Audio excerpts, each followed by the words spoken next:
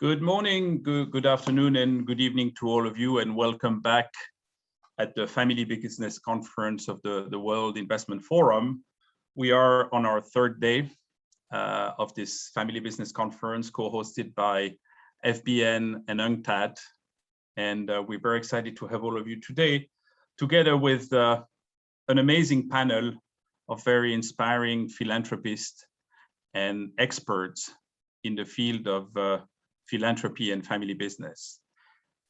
The title of this session is Leveraging New Philanthropic Models to Achieve the SDGs. And what we're going to be trying to do today with the panel is to see how families, how philanthropists are coming together on what we're going to try to do today with our panel is see how families and philanthropists are coming together to tackle real-time global issues, to focus on those issues, and together to bring conclusions and leverage their activities to maximize their outreach. My name is Alexis Duroy-Deblicky. I'm the CEO of the Family Business Network, and again, it's a pleasure to host this session. A quick word on introduction on our panelists. We have with us Professor Peter Vogel from IMD Business School in Lausanne.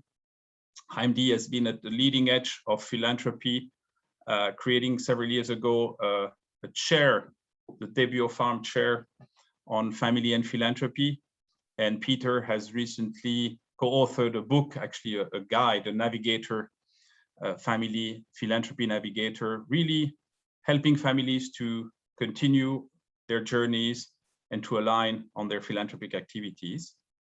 And then we have three members or representatives of families that have a long legacy of philanthropy activities.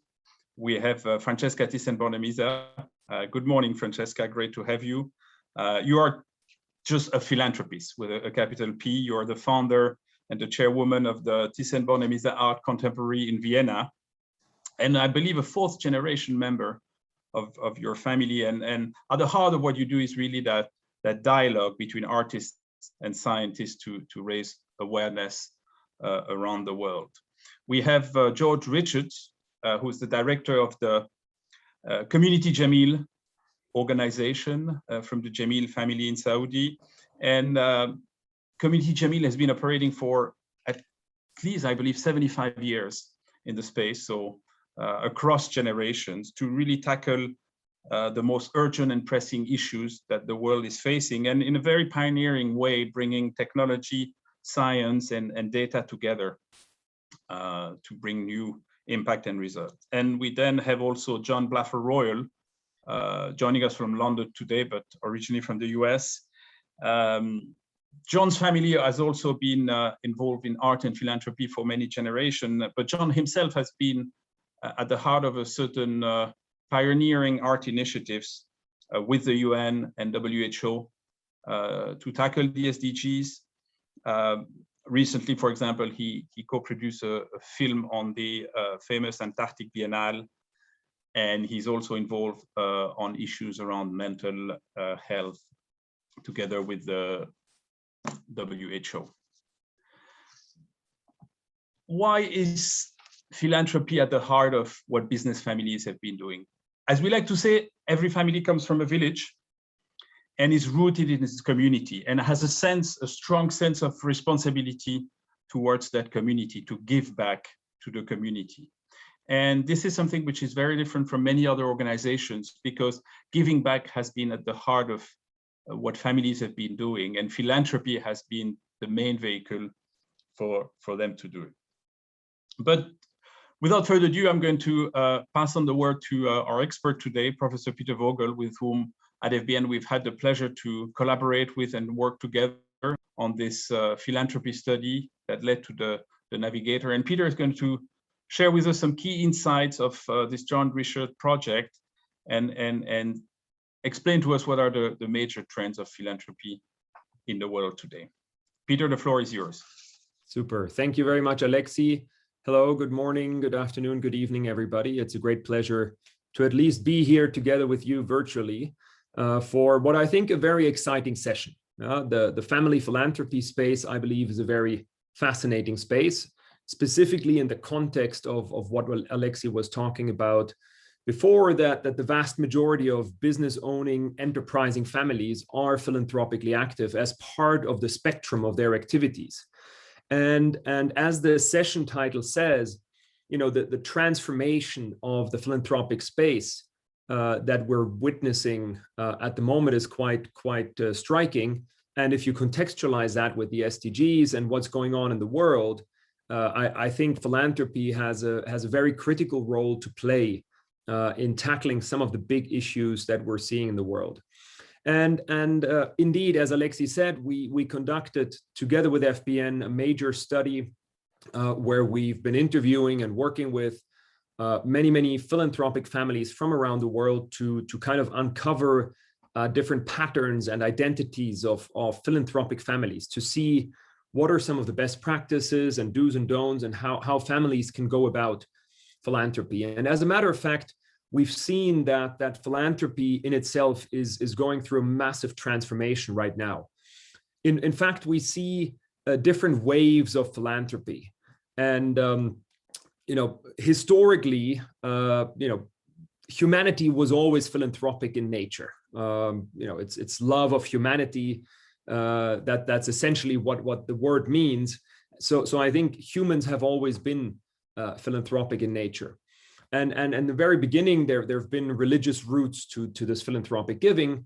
Then with the rise of industrialist families in the 18th, 19th century, with the industrial revolutions, we've seen a transformation and formalization of philanthropy through the creation of foundations and really a strong footprint of philanthropic activities around the world, but mainly rooted with these industrial families.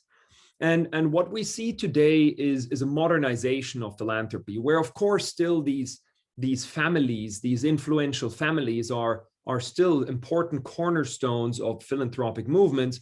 We also see a democratization of giving and largely driven and spurred by technology, digitalization, giving us access to a number of things. And in fact, we've seen through the study and through the work that we've done a number of trends that are kind of projected in this. On the one side, we've seen that giving is becoming more inclusive. As I said, that more and more people can participate in giving through crowdfunding, crowd lending, crowdsourcing platforms, where suddenly if there is an issue somewhere around the world, everybody can contribute.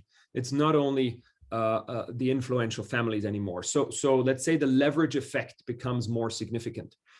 Then on the other side, of course, largely through technology and digitalization, we see a new wave of philanthropists as well, where historically, of course, we've seen these philanthropic families and enterprising families emerge over generations. We now see this accumulation of massive wealth from founders, take the tech billionaires around the world, that create a different movement around philanthropy, where they say, I amassed this amount of money, more than I need. I want to get rid of it as quickly as possible in a philanthropic way. So this is a new, and not to say that this demarks the majority of philanthropists. It's a small field.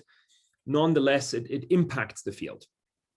Then, of course, the next generation, the digital natives, the millennials that feel a sense of responsibility towards the planet, towards society and the SDGs fundamentally. Linked to that, the topic of impact is a massive topic where, through philanthropy, through impact investing, through businesses, individuals and organizations are starting to rethink how they want to operate and how they want to also be perceived in the world, and that the topic of impact is becoming more and more important. In order to achieve impact, many philanthropists are now looking towards spending down initiatives, meaning instead of having perpetual funds where you invest every year the interest that you can make on a specific amount, you spend down because you want to tackle a specific issue, a challenge in the world, for example, the SDGs. What we also see is that more and more families are trying to kind of find an umbrella or a purpose above their different activities, including the business activities, the investment activities, the philanthropic activities, and say, what is our collective purpose and impact as a family? And how can we make sure that our business activities where we make money are aligned from a purpose point of view with our giving initiatives? And then the last three are also very much linked to I think the session we have here today. One is the real-time global awareness around the SDGs, around other topics, and all three philanthropists that are with us today have a number of things that connect them around art and science, but also other projects. And when there are global issues that are arising, we see that philanthropists, through technology effectively today, have a real-time access to these issues and can respond through crowdfunding initiatives and fundraisers that go on online within minutes. Let's say there's a natural catastrophe somewhere. There are fundraiser initiatives popping up within minutes after it happened. This is new. Then also linked to the SDGs, but also, I think the SDGs is an effect of this trend that there's more of a focus on issues rather than places today. As Alexi said, families are all rooted in villages and communities. There's still a lot of giving linked to communities and villages and the roots of these families. However, this global awareness of what's going on in the world and the big issues that affect us all collectively, that is changing. So families like the ones we have with us today have this sense of responsibility on a more global dimension. Last but not least, because these issues are so complex and so interdependent, also the solutions require a multi-stakeholder effort. And I think that is why it's so fantastic to have these three families here who all individually do great philanthropic work, but also have realized that it's great to come together as families, but also then leverage other stakeholder groups, whether it's businesses, whether it's policymakers, whether it's the academic domain, to come together and try to tackle things in a collective way. So before we pass on to the philanthropist, as Alexi said, we from this study, we then published a book, the Family Philanthropy Navigator, because we see that this world of giving, which has, let's say, over the last 50 years or so, has received a bit of a dusty kind of image, where suddenly the word impact investing was a lot more attractive than philanthropy. I think philanthropy has its own right of existence, and it's becoming more modern again. And that's why we created this framework together with FBN and then published the book. And I really look forward to the session with the three families now, because I really believe what you're doing and how you're coming together as families and trying to create an impact that scales beyond what the means and activities that you can have to really have a global impact. I think that's effectively the only way how we as humanity, whether we're in business or in philanthropy or in investing or policymakers, that's the only way how we can tackle these mega challenges, is by coming together instead of trying to work in silos individually. So with that, I'll hand over back to you, Alexi, for the next sessions. Thank you. Thank you very much, Peter, for these insights.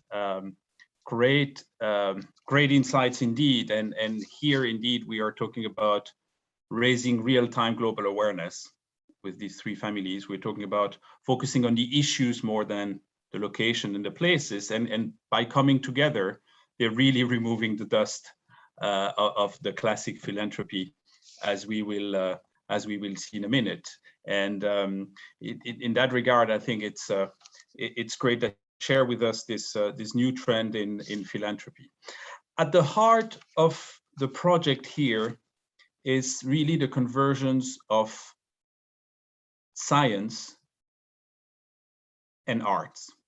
It's science and art, and it's also arts with a vision to heal individuals and to heal society. And COVID has been such a revealer and an accelerator of many of our diseases, whether physical diseases or mental diseases. And what we will learn from the three panelists today is how they are converging on this dialogue between arts and science to really tackle the big diseases of our world today. And you will see they're doing it in their own ways, with their own passion.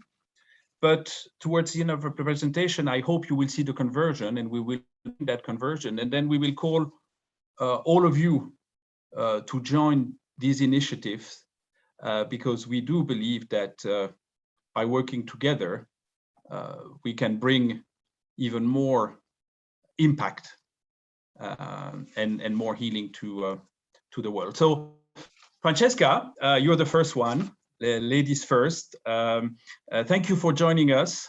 Thank you for sharing your passion. And when we were preparing the session, you were telling me that what you really have at heart here is a new chapter in culture philanthropy, as Peter was saying, removing the dust and remediating and healing our past. So I know you're going to start with a quote from your family, your legacy. So I give you the floor now, and as you will sort of talk about why this project and what is this project, we will see a lot of art flowing through the presentation, so we can start to really feel what you are achieving here. The floor is yours. Unmute, sorry.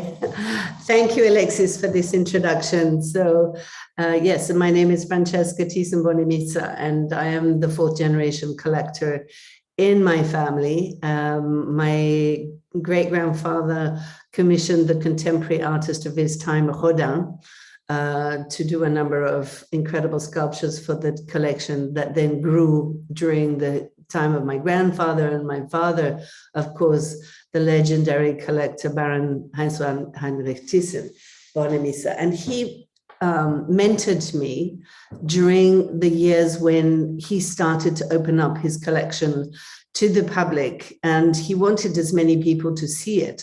But more importantly, he was sharing it with a number of countries, including the United States, but also Japan and Australia, and most of Europe. And he particularly was very fond of Hungary, which at the time was a communist state. And you know, he very much believed in cultural diplomacy in order to open up prejudices, break down prejudices, and you know, convene a group of people together that shared one passion, no matter what political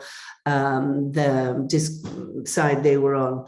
I believe the idea was to run the slides, not to leave just one, because I hate talking about art without people really seeing what all this is about. So I'm not going to talk to the slides, but they should just run, you know, every few seconds. Exactly. Thank you.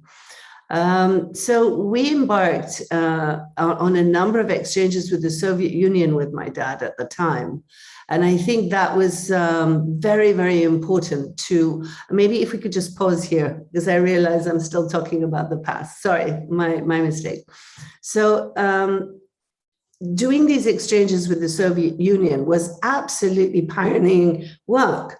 At the time, at the height of the Cold War, it started the conversations at the end of the 70s. The exchange happened during the early 80s.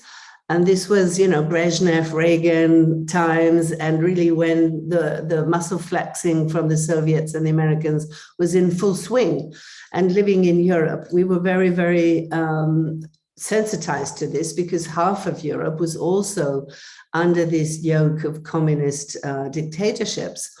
And my father's belief in the power of art, in order to be able to break down these corridors of power and to help people understand that culturally we really had a lot to communicate, to share, I thought was extraordinary. And of course, traveling with him into the Soviet Union on regular times opened my eyes to not only the plight that they were in, but also the love that they had for this common language. And that was this fed my, I would say my desire to go on into the 4th generation. So I founded TBA 21 20 years ago now. And Thyssen-Bornemisza Art Contemporary. And we embarked on projects like this. This was with Olafur Eliasson, and then during the years of the waves of refugees that started arriving in Europe in 2015 and 16, we created these workshops with them, with a legendary artist, Olafur Eliasson, and this was how it ended up in the Venice Biennial. And these were very, very powerful projects that galvanized a lot of attention and worked with real people to overcome the prejudices against the migrants and the political refugees that were coming our way. And again, we did another very important project with the Amazon, working together with the Uniqueen, with an artist called Ernesto Neto, who is a legendary Brazilian artist that took us to the Amazon and introduced us to all the shamans of this community. And there we actually learned so much from them. I mean, this is where doing work with artists that opens up so many possibilities in terms of finding solutions. And so basically going back to the times where we actually engaged on quite strong social, political, and some environmental works. 10 years ago, when it became clear that climate change became one of the largest and most important challenges of our time, I challenged the foundation to look exclusively into environmental projects. This is, for instance, John Akenfra, which an incredible piece that was at the Barbican called Purple. And this actually speaks to the Anthropocene. I think you can sort of see from these images the destruction that we are causing. And we facilitate these projects with artists that it is their language, it is their dream. This image, for instance, at COP25 last year in Madrid, a great work by John Gerard called Western Flag, which is actually visualizing how carbon dioxide comes into the air, because we always imagine that the black smoke coming out of the back of cars is carbon. It's the diesel fuels. We can't see carbon. And that's why it's such an incredible challenge to get people to understand how difficult it is to moderate something or minimize something that we can't see. And we've worked with many, many, many artists that I think have had this extraordinary power and potential to bring and address topics that are so critical to our world today. And to do that with a large amount of sensitivity and empathy, and translate this not only into a very powerful message and generate awareness, but also try and help people question the kind of media that we're getting, which is so polarizing at the moment. So working with artists for me is being very, very important learning process for myself, but also to see how it holds. I feel that the world, they're like the antennas of today, and they hold their expression to work with these topics in a transdisciplinary way. So 10 years ago, as I said, we founded TBA 21 Academy. This is its home in Venice, where in fact, I ended up collaborating with the community Jamil on a project, which they will tell you about. But working exclusively with the oceans, this is a lecture performance that I gave on ocean sound pollution, which is sort of one of my pet causes that I advocate for very strongly. And working together with Marcus Raymond and his team here, you see Sylvia Earle and the amazing legendary artist John Jonas coming together in this, as you say, a sort of an art-science collaboration. But I'd go a step further, because I'm a little bit sensitive to this art-science combination. I think that art works as a transdisciplinary way in the intersection of science, policymaking, education, conservation projects, and activism.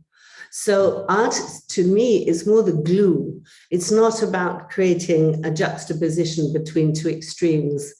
I think that art and artists work in this incredible way because their artistic research takes them across so many different fields.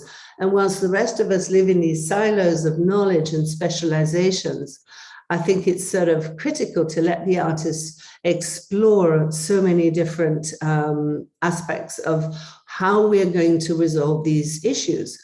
Because as we all know, the solutions are found through this incredible not juxtaposition, but working together through all these different fields in order to arrive at what we want to achieve. And artists, I think, for my sake, they create a vision machine. They create a vision machine that produces alternative futures and possibilities. So in that sense, I would like to hand over back because I want to just be very, very brief. And briefly, this was a project with a Vietnamese artist called Tuan Nguyen, and he looked at, of course, the incredible bombing of Vietnam by the American Armed Forces, and is now producing a series of incredible singing bowls from the brass that is coming off these diffused bombs. And I think, you know, the actual power of a simple gesture of turning a killing device into a healing device is something that only an artist could have such incredible brilliance and vision. So bringing it over to the healing, back to you. We'll have a conversation later, I suppose. Sure. Well, Francesca, thank you so much. I think you said a very important thing is that art is this transdisciplinary way and is the glue that brings everything together. And we all experience, not only us, but so many people in the world, the sort of everything was stopping during COVID, but art and culture was stopping everywhere because, you know, of governmental decision, sometimes to protect people, and I think they were right. But as it lasted for months and years, we realized that we were losing something which was bringing people together of all races, of all conditions. And the fact that you can re-energize us and sort of bring this awareness on those global issues through a language that is understood, experienced by anyone, and that brings sort of humanity together is extremely powerful. So thank you for sharing. And yes, go ahead. Can I just add one little thing? Well, exactly to that point, when we realized that the cultural loss was going to go across the board from the big state museums to the artists themselves, who are self-employed, as we know. So we created an online platform called Stage, which is short for Streaming Age, where we continued commissioning artists and helping small independent art organizations to continue working, because the most important thing during a crisis like this is to maintain contact, to actually create these bridges between people that were very, very isolated. And it is then that point that we realized we were able to connect to the SDGs. So all of the projects that we've actually commissioned, and we've already commissioned now over 25 for this online platform, the most important thing was we were able to attach SDGs. And I thought long and hard about how does the art world contribute seriously to SDG. And I mean, we were laughed out of many offices in the process of trying to establish this. But I think now this is done, this has happened, we realize that one can go a lot deeper into these relationships. And it's so important for the SDG movement to have these interdisciplinary functions. And I think that this is one incredible role that the artist can play, is to help those SDGs visualize themselves as well into something that's strong and evocative. Anyway, sorry, we did jump. No, thank you very much. And we will hear from John later on how he is bringing, you know, various UN organizations, the WHO, to sort of create that linkage also with the SDG. Now, turning on to community, Jamil and George, tell us on how you have collaborated on this arts and healing project, and what you have learned from it. Thank you, Alexia, and thank you again for inviting Community Channel to participate in this important meeting. It's a great pleasure to be here. Well, for those of you who don't know us, and you gave us a very kind introduction earlier, Alexi, Community Jameel is part of the philanthropic initiatives of the Jameel family of Saudi Arabia. We sit alongside our sister organization, Art Jameel. But I just want to rest for a minute to pick up on the point that Francesca made, which is that even though we were somehow created as, on the one hand, an arts organization for philanthropy, and on the other, a science organization, Community Jameel, what we found is that both of us increasingly blur those distinctions between art and science, and we instead focus on an approach that is grounded in inquiry, in asking questions about how humanity can tackle some of the great challenges affecting us all, whether it be climate change, challenges to health, and beyond. And I think what I'll speak about today is an example of how we've worked both with TVA 21 Academy and Ocean Space on Francesca's side, and with The Future is Unwritten with John, to really move between science and art in order to tackle challenges to mental health. Next slide, please. The Jameel family has been supporting artists, both contemporary artists, but also traditional artists and craftspeople for decades now. This is a photograph from a program that we have been supporting in Egypt, in Cairo, in the City of the Dead, since 2008, which is reviving and sustaining Egyptian traditional crafts. This is glass blowing in one of the last two surviving glass blowers in the City of the Dead. And the work that we've been doing with artists was in many ways focused, I think, primarily, of course, on the arts, on supporting artists and creative communities, but often also, particularly when we're talking about crafts, with this idea that we can support livelihoods. Because often what we found in the Arab world, where we have our greatest footprint, but more generally across the global south, there is a close connection between traditional crafts and arts and livelihoods. So we were already seeing this socioeconomic impact that the arts can have. But what we did earlier this year, towards the end of last year, next slide please, is we started to engage with colleagues at The Future is Unwritten and within the UN structures, particularly the World Health Organization, to explore how the arts could play a role to directly address some of the key challenges facing the world, and particularly the pandemic-related mental health crisis, which I think we're seeing all over the globe.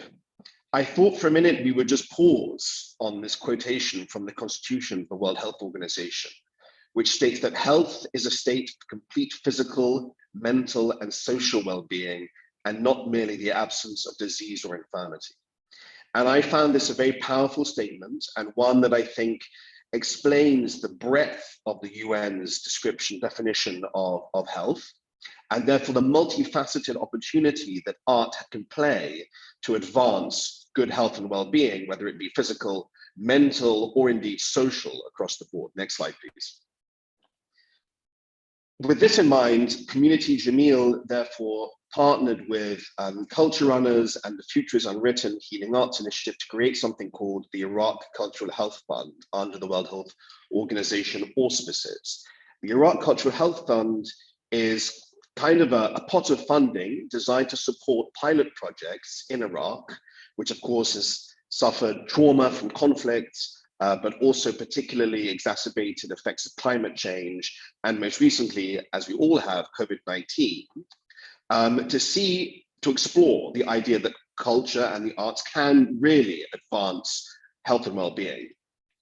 So we started with two projects.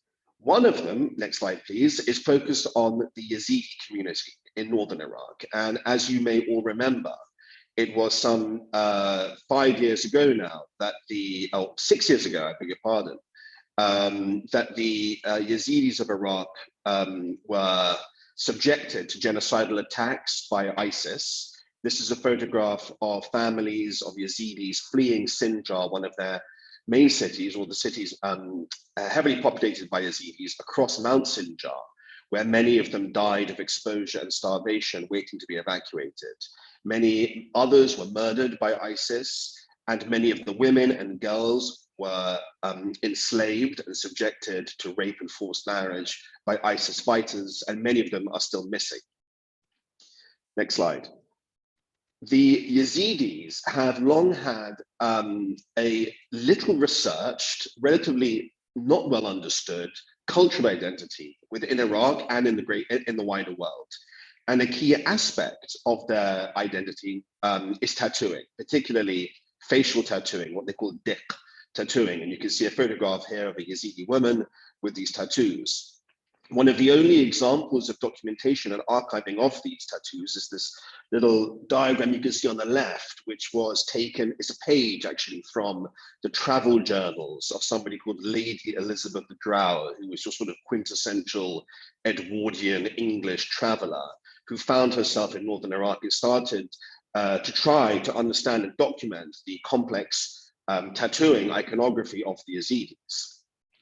The slow fraying of the Yazidi identity, whether it was through age and globalization, some of the pressures which many traditional cultural practices are facing, was of course exacerbated by the genocidal attacks of ISIS. And we therefore, next slide please, started to think about this question of archiving as healing. In other words, can actually archiving the cultural identity and cultural manifestations of the Yazidis itself be conducive to mental health recovery of the Yazidi community who have suffered so much as a result of the genocide? And this was based on a peer-reviewed scholarship by a team that worked in Rwanda, which of course also suffered a genocide, who conducted similar work around archiving oral histories and found tremendously positive results from that work. So we're designing a program that will archive Yazidi tattooing and other cultural practices as a way of engaging the community to rediscover and preserve, memorialize their identity, and in doing so, hopefully tackle mental health challenges. But these photographs and these excerpts from news reports speak to another aspect of tattooing, and the reason why it became an even more important cultural practice as a result of the genocide, which is that when many of the women and girls were taken into captivity, many girls, by the way, and young women who wouldn't have tattooed themselves because it had become kind of out of fashion, as it were, within the Yazidi community, now tragically started to tattoo themselves crudely in captivity with the names of male relatives who had been murdered, with the names of villages that had been destroyed, with the dates on which they had been taken into captivity, with messages to loved ones, to their parents. And so the tattooing began to take on the role of actually memorializing the genocide and the experience of captivity itself, and therefore increasing even the poignancy of tattooing in the Yazidi community, and therefore its significance for archiving as a means of cultural healing. Next slide.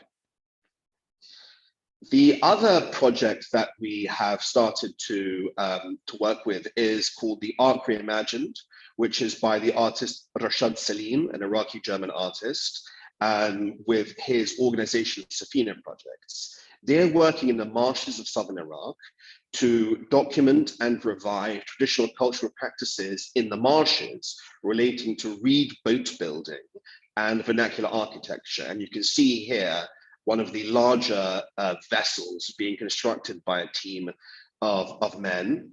The marshes, like all of Iraq, have suffered both from the conflict. They were actually deliberately drained by Saddam Hussein. They were then, of course, the people kind of caught up in the war after the 2003 US invasion. And then climate change is again imposing significant pressures on the survival of the marshes as these unique water-based ecosystems. Next slide. Through Rashad's fantastic work, some of the older boat types, you can see here, these canoes are called tiradas, are being rediscovered. They're working with some of these older boat builders and shipwrights whose know-how was in danger of being lost, to ensure that those practices continue today. And in doing so, are building a sense of identity and a sense of connection to nature as well. Next slide. And I think this is sort of an interesting point that goes back to that WHO definition, which defined health on 3 columns, 3 pillars: physical, mental, and social well-being. And I think that perhaps if now the WHO were to rewrite that definition, they would in fact add to it a fourth pillar, which would be environmental health. And this is a project for me which directly goes towards the way that art, in this case reviving traditional boat building practices, can directly engage the community with their environment and help to start to, you can see here, pieces of plastic in the water, to start to take care and address some of the environmental damage and destruction, which in this case the marshes have suffered. Next slide. And you can see here an uplifting photograph of children playing in the water, which might not have been possible were it not for this project. And this project, Community Jameel and the Iraq Cultural Health Fund with Culture Honors were proud to be able to support and to produce as the pavilion, national pavilion of Iraq at the Biennale Arquitectura this year in Venice. And we were hosted graciously by TVA 21 Academy at Ocean Space. This is a photograph of the pavilion in Ocean Space. You can see the wonderful carpets embroidered by women in the marshes, all kinds of technical drawings, maquettes, and videos about the actual project in the marshes. Next slide. And I think with that, I will perhaps hand over to colleague John to speak a little bit more about the way that this project and more broadly, the UN, WHO, and other institutions through the SDGs are now engaging with the arts and indeed science and philanthropy and tying this all together. Thank you. Great, thank you, George, and thank you, Francesca. You've been wonderful partners in this project in Venice to bring the voices of Iraq to Venice in a global setting to really promote art and well-being as intergenerational healing goes on in a war-torn country that has been affected since 1958 with violence and being a trauma zone. It's been really a wonderful journey to come along with you. You know, my background is working with art. Really was spawned out of my great aunt, Jane Blaffer Owen, who had a legacy with the Owen family, which founded New Harmony in Indiana in 1825, which was based on initially 5 blocks by 3 blocks.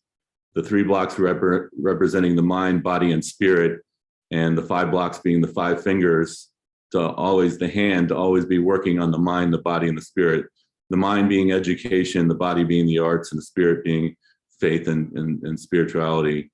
Those interdisciplinary ideas brought forth major influences in society in the US, including the founding of the Smithsonian Museum, using objects as a way to disseminate knowledge during the revolution, Industrial Revolution, and you know, also the women's rights movement, you know, with education and science and kind of a utopic idea of cooperation.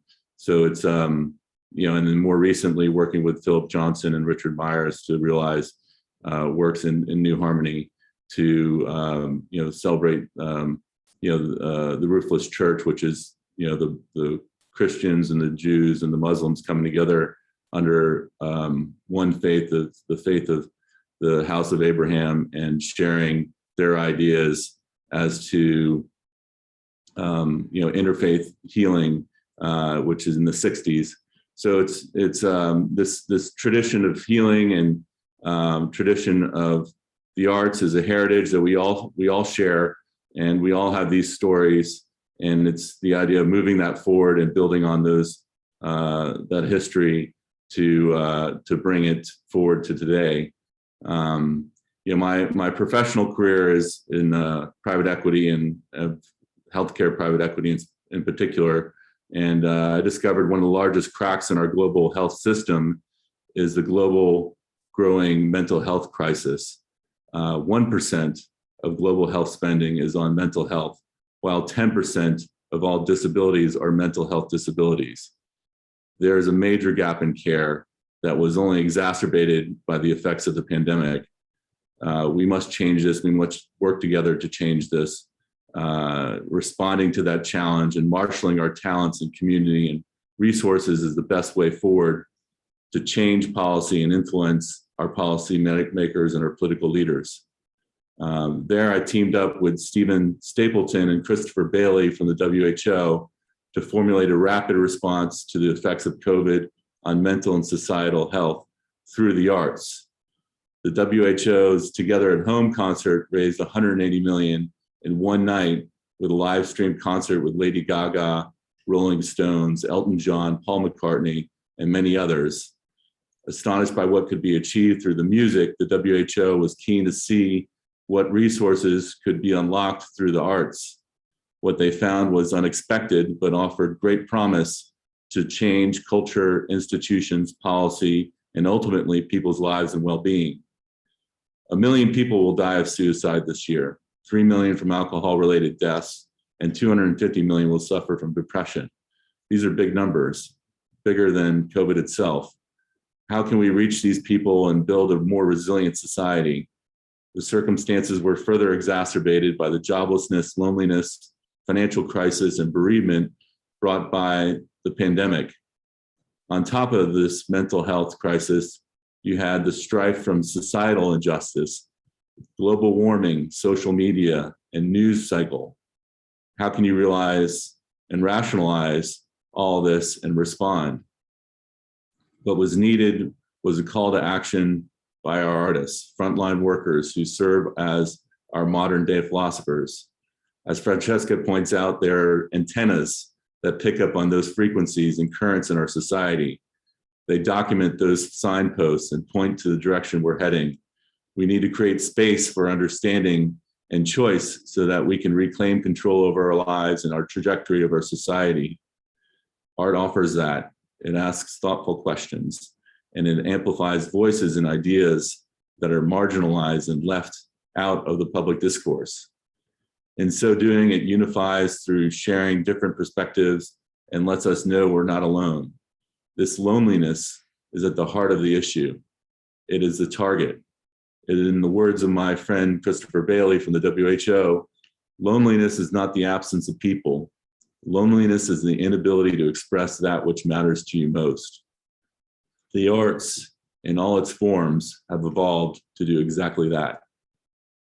So when we're looking at how to respond, we put together the Healing Arts Initiative. The program brings us together emotionally, intellectually, philosophically to address the most pressing mental and societal issues confronting our communities today.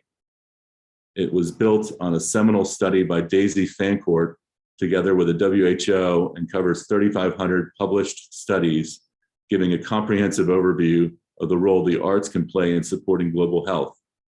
The initiative has taken the form of city activations in London, New York, Paris, Venice, Palm Beach, Aspen, Houston, India, and in January 2022 in Abu Dhabi with NYU campus. Other locations where we can gather resources and voices to underwrite art and health research, policymaking, and artistic actions are looked for, and we are looking for opportunities to collaborate with people in that way. Launched under the auspice of the UN 75 and the WHO during the UN General Assembly in September 2020, the initiative brought together a coalition of artists, policymakers, celebrities, universities, and museums.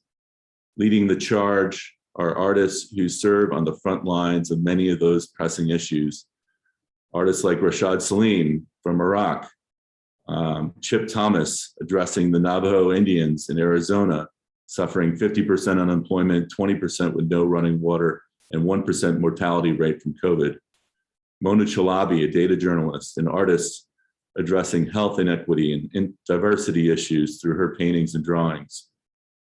We are also working with policymakers such as Lord Alan Howarth, Minister of the Arts and founder of the National Centre of Creative Health, Lord Ed Vaizey, former UK Minister of Culture, and Dr. Tedros, Director General of the WHO. Celebrities including Gillian Anderson, who won the Golden Globe Award for her work as Margaret Thatcher in The Crown. We are currently working with 10 universities, including NYU, Johns Hopkins, and the University of Houston to form WHO collaborating centers, which will develop joint work plans for academic research and leadership development of the next generation of art and health workers. We have orchestrated convenings with museums, including the Tate, the Guggenheim, MoMA, Brooklyn Museum, and the Pompidou Center, and the Met, to promote artists on the front line and policy discussions to change the system. Finally, we held artist studio visits and partnered with Christie's to auction leading artists, including Ahmed Mardar, Anthony Gormley, Ragnar, William Kentridge, Yoshitomo Nara, and Martin Creed.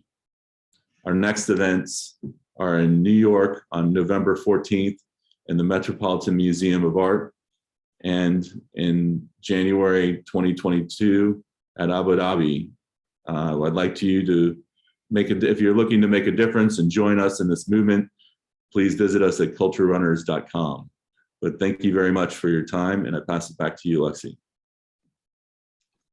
Thank you very much, John. And you know, what we hear from all three of you and from you, John, is that the arts are emerging as a new frontier in healthcare, and this is all coming together in that, you know, WHO definition that George talked about, and in how to leverage art and bring art as a glue to heal, as Francesca was telling us, remediating and healing our past. And this is totally in line with what we do at FBN. You know, many families who come to FBN, they say they come to heal family relations. And I think art is a great way to do that, as we are discovering, in, you know, focusing on those real-time global awareness, and there is urgency, focusing on those issues rather than on places, and then coming together.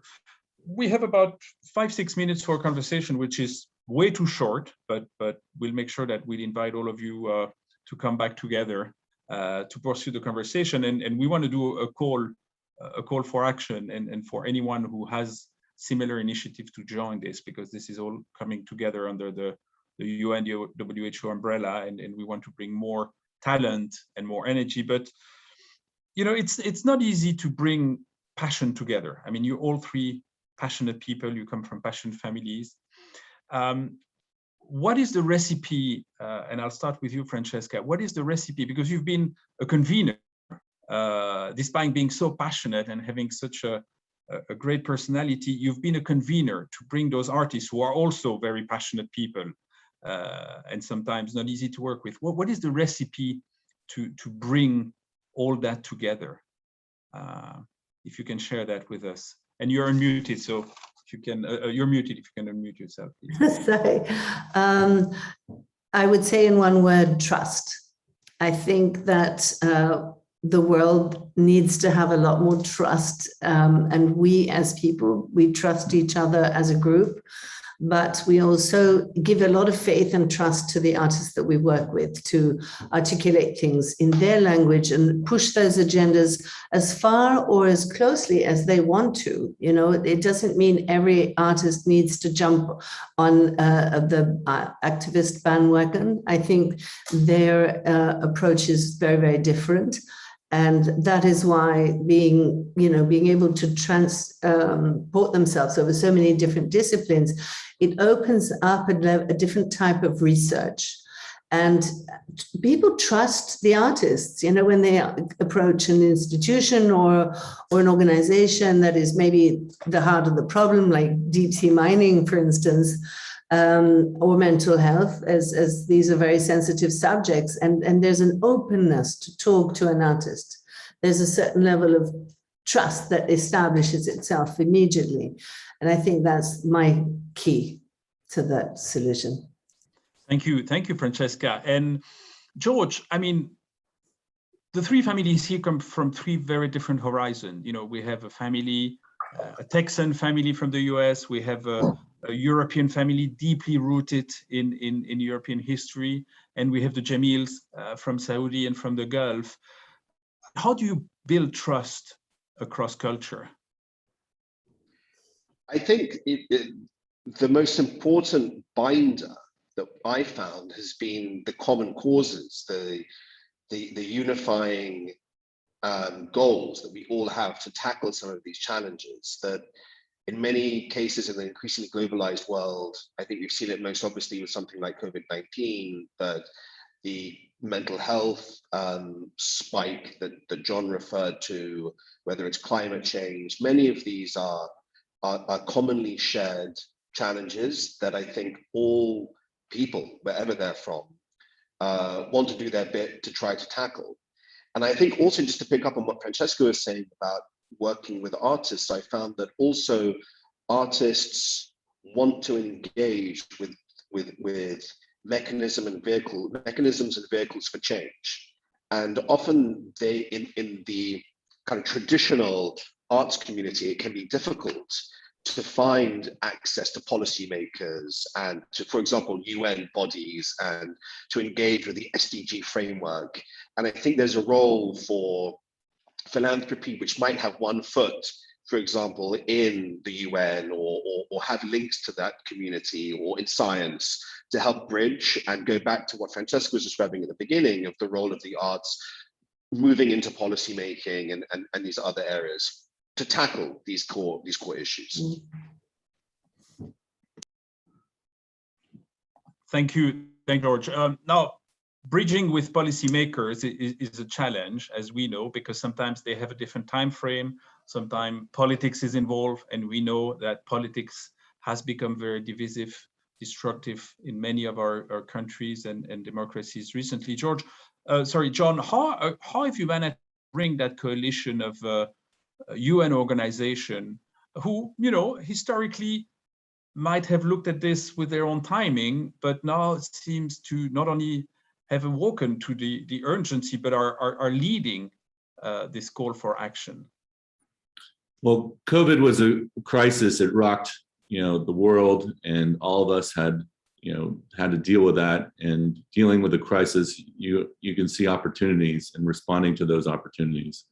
And art is a powerful tool for storytelling and for bringing people together and unifying people in times of crisis. And I think people have seen that with the Together at Home concert with the music with Lady Gaga, how they raised $180 million in one night.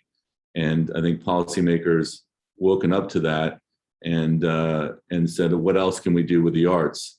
And telling a story and writing the narrative is what the politicians are looking to do, and finding that narrative and finding those shared voices together with our partners is what we're doing with our city activations. Thank you very much, John.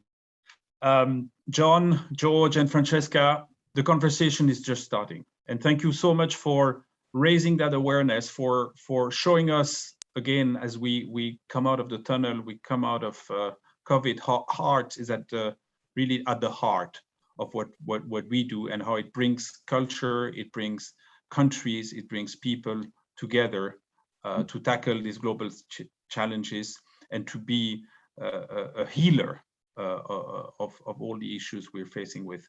We're going to end the conversation here. Thank you so much. Again, this is we're just ending it temporarily, and we will be inviting you to join us, and we're inviting anyone in the audience who wants to join this movement of healing through art and science to join us. Reach out to me if you want, or to any of the panelists through their organization. And next year, and we're coming full circle, the Family Business Network will hold its global summit in Budapest in Hungary. And Francesca, we will reach out to you to continue the conversation back to the roots of where your family come from. Thank you very much, and stay safe, and looking forward to seeing you in person very soon. Bye-bye.